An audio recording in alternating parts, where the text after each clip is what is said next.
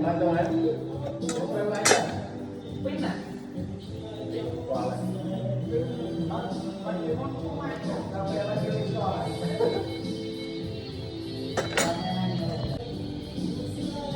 đây bạn. Mày đâu rồi? Mình mấy đây.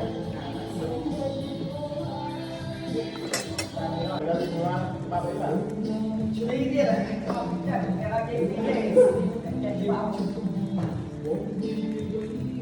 Tôi tạo điểm cho biết trong hàng càng mà đó này.